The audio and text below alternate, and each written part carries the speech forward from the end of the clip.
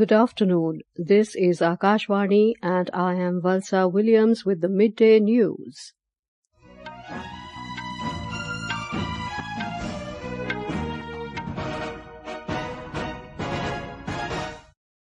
The headlines. Prime Minister Narendra Modi to participate in Asia-Pacific Ministerial Conference on Civil Aviation in Delhi today. Defence Minister Rajnath Singh asserts country's defence sector moving ahead rapidly with new resolve of self-reliant India. Filing of nominations for single-phase assembly elections in Haryana and third and final phase of polls in Jammu and Kashmir to end this evening. Interim government of Bangladesh announces setting up of 6 commissions for key sector reforms. IMD issues red alert for extremely heavy rainfall in Uttarakhand till tomorrow. And in hockey, India take on South Korea in a pool match of a men's Asian Champions Trophy tournament at Hulunbuir in China.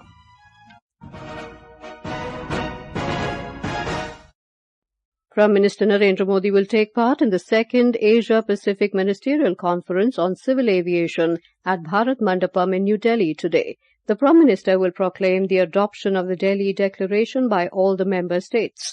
The Delhi Declaration is a visionary roadmap to elevate the region's aviation sector to new heights.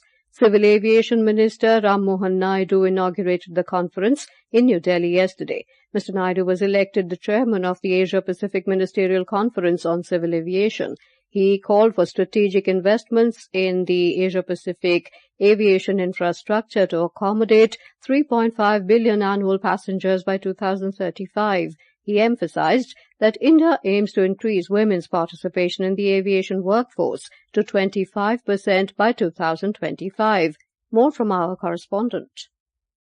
This conference and the adoption of the Delhi Declaration represents a significant step forward in advancing safety, security and sustainability in the Asia-Pacific civil aviation sector. It highlights the spirit of cooperation that exists among the countries of this region. India is the fastest growing aviation market in the world and is currently the third largest in the domestic segment. In the last decade, the number of aircraft in India has increased from 400 to more than 800 and airports have exponentially grown from 74 to 157. Suparna Saikya, Akashvani News, Delhi.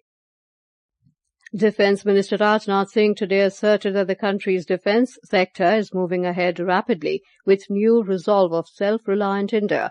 The minister was speaking after witnessing an air show organised during the second phase of Tarang Shakti exercise, the largest multinational air exercise underway at Jodhpur in Rajasthan today.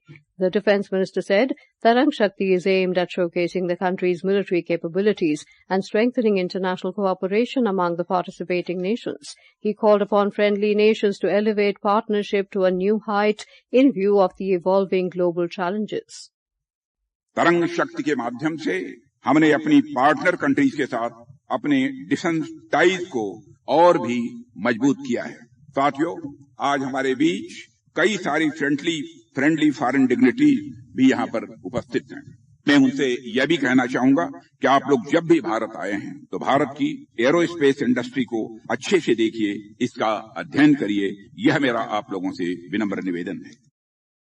Lauding the country's rising military might, Mr. Singh said India's defence sector is moving ahead rapidly with new resolve of self-reliant India. The defence minister said earlier India used to import the defence equipment, but now it is exporting defence products to 90 countries. हमारी वायुसेना और हमारा defence sector आत्मनिर्भर भारत के नए संकल्प के साथ तेजी से आगे बढ़ रहा है। हमारा रक्षा क्षेत्र वेपन्स, प्लेटफॉर्म्स, एयरक्राफ्ट के निर्माण में इंडिजनाइजेशन की ओर मजबूत कदम बढ़ा चुका है। आज light combat aircraft, sensors, radar और इलेक्ट्रॉनिक वारफेयर जैसी चीजों में हम बहुत हद तक आत्मनिर्भर हो चुके हैं और इन क्षेत्रों में लगातार आगे बढ़ने के लिए हम प्रयासरत हैं। This strategically significant exercise has drawn participation from various countries featuring a diverse array of fighter jets and aircraft. More from our correspondent. The skies of Jodhpur thundered with the roar of mighty flying machines, attack helicopter Prachanda and Sarang, Suryakaran aerobatic team along with fighter jet LCA Tejas thrilled the gathering with their daredevil stunts and stunning aerial performances. In the second phase of Tarang Shakti, United States fighter jets F-16, A-10, United Arab Emirates F-16, Australia EA-18, Japan F-2 and Greece F-16 have participated and displayed their prowess in the exercise. Singapore C-130, Sri Lanka Super King B-200, United States KC-135, UAE Global 6000 also displayed their aerial skills. The exercise provided a unique platform for building mutual trust, exploring avenues for interoperability and fostering strategic cooperation among the participating nations. The first phase of the exercise was conducted from 6th to 14th of the last month and the second phase will culminate on 14th September. Bhupen Singh from Jodhpur Air Base for Akashvani News. On the sidelines of the exercise, Defence Minister Rajnath Singh inaugurated India Defence Aviation Exposition IDAX 24. This edition of IDAX at Jodhpur aims to showcase indigenous skills and the indomitable spirit of Indian aviation industries to a wide spectrum of decision-makers and end users from global air forces participating in Tarang Shakti 2024. Union Minister for Finance Nirmala Sitharaman has said the government has been keen in promoting self-reliance of women, which paves the way for their dignified living and also empowers them. Speaking at Coimbatore in Tamil Nadu after distributing sewing machines as part of the welfare scheme today, the minister said more than 2 lakh women from the city have joined the Prime Minister Jeevan Jyoti Yojana scheme. The finance minister said 60% of women have opened their own bank accounts in the country. She said the central government is earnestly working for the betterment of all sections of people in society. The Coal Ministry has reviewed the progress of 71 captive and commercial coal mines that are in various stages of process completion. The ministry said coal blocks are in various stages of obtaining regulatory clearances and are in varying stages of process completion. These blocks are distributed across 9 states, including Arunachal Pradesh, Chhattisgarh, Jharkhand, Madhya Pradesh, and Odisha. Additional Secretary for Coal, Rupinder Brar, directed the allottees to take necessary steps to operationalize the coal blocks that are in advanced stages of operationalization. The ministry said the strategic review is a key step for addressing hurdles in coal blocks operationalization to meet India's growing energy needs.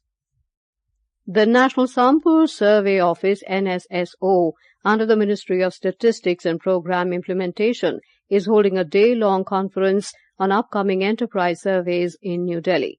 The conference focuses on engaging with various business associations and stakeholders to discuss upcoming surveys that will shape the understanding of India's economic and business landscape. Nearly 150 participants, including representatives from about 70 business associations covering all major sectors, are attending the conference. This is Akashvani giving you the news. For quick news updates round the clock, follow us on our X handle at AIR News Alerts. Filing of nominations for single-phase assembly elections in Haryana and third and final phase of polls in Jammu and Kashmir will end today. Scrutiny of papers will take place tomorrow. In Haryana, the nominations can be withdrawn till the 16th of this month. Voting for the 90-member Haryana Assembly will be held on the 5th of October.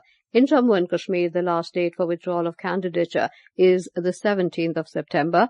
40 assembly constituencies will go to polls in this phase on the 1st of October. Voting for the first phase in the Union Territory will be held on the 18th of this month, and second phase will take place on the 25th of September.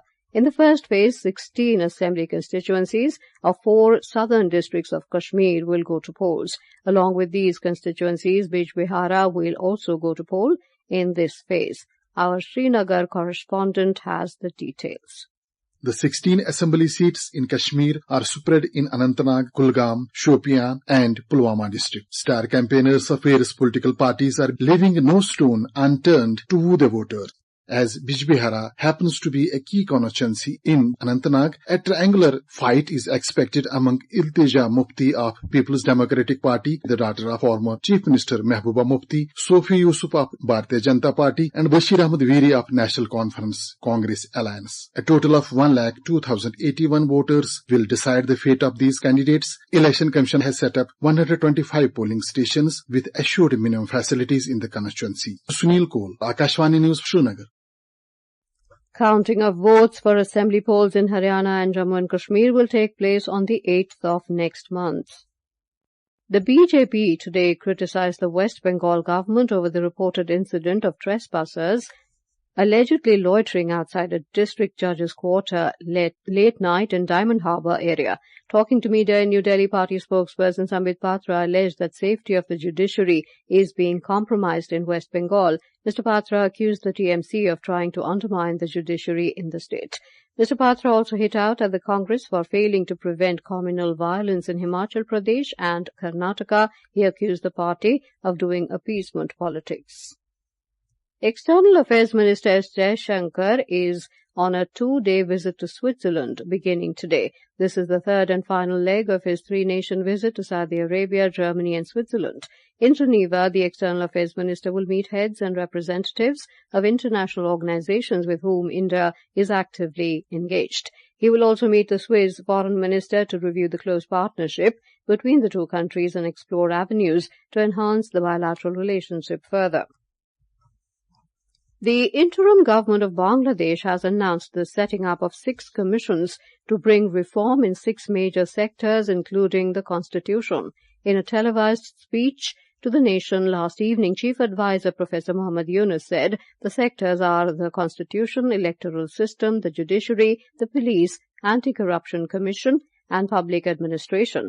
Professor Yunus said 6 eminent citizens have been appointed to head these commissions. He said the commissions are expected to start functioning from the 1st of October and are expected to complete their work within the next 3 months. More from our Dhaka correspondent. Professor Yunus said one of the central points of the reform plans is to establish a free election system and good governance. According to him, reforms in police and public administration, judiciary and anti-corruption commission is essential for free and fair elections. He also emphasized for the constitutional reforms to ensure representation and interest of people from all walks of life. He said based on the commission's report, the government will hold consultations with the major political parties at the next stage. Naval Singh Parmar, Akashvani News, Dhaka correspondent. The India Meteorological Department, IMD, has issued a red alert for extremely heavy rainfall in Uttarakhand till tomorrow. Talking to Akashvani News, senior IMD scientist R.K. Jenamani said, due to the monsoon depression, extremely heavy rainfall is also likely over various parts of Uttar Pradesh and adjoining regions for the next 2 days. The monsoon depression over northwest MP, slowly moving north-northeastward, and today at 11:30, it will lay low to Agra. Because of that, we have given the extremely heavy rainfall warning for 2 days, and also Uttarakhand red color warning for today and tomorrow. And then further, for the northern parts of MP, we have given heavy to very heavy rainfall, only orange color warning, and East Rajasthan also orange color warning. Delhi and adjoining Haryana. Further, a new system is forming over Bangladesh during next 48 hours. Because of that, we have again given the currents of heavy to very heavy rainfall, West Bengal, Jharkhand and North Odisha from 13 to 15. In hockey, defending champions India are playing against South Korea in their 4th pool match of Men's Asian Champions Trophy tournament at Hulunbuir in China. India were leading 2-1 when reports last came in. 4-time champions India have already qualified for the semi-final after thrashing Malaysia 8-1 yesterday in their 3rd successive preliminary round win. Domestic benchmark indices Sensex and Nifty are trading higher, driven by positive global cues. BSE Sensex was trading up 171 points to 81,695. And now before we end the bulletin, the headlines once again. Prime Minister Narendra Modi to participate in Asia-Pacific Ministerial Conference on Civil Aviation in Delhi today. Defence Minister Rajnath Singh asserts country's defence sector moving ahead rapidly with new resolve of self-reliant India. Filing of nominations for single-phase assembly elections in Haryana and third and final phase of polls in Jammu and Kashmir to end this evening. Interim government of Bangladesh announces setting up of 6 commissions for key sector reforms. IMD issues red alert for extremely heavy rainfall in Uttarakhand till tomorrow, and in hockey, India take on South Korea in a pool match of Men's Asian Champions Trophy tournament at Hulunbuir in China. And with that, we end the midday news.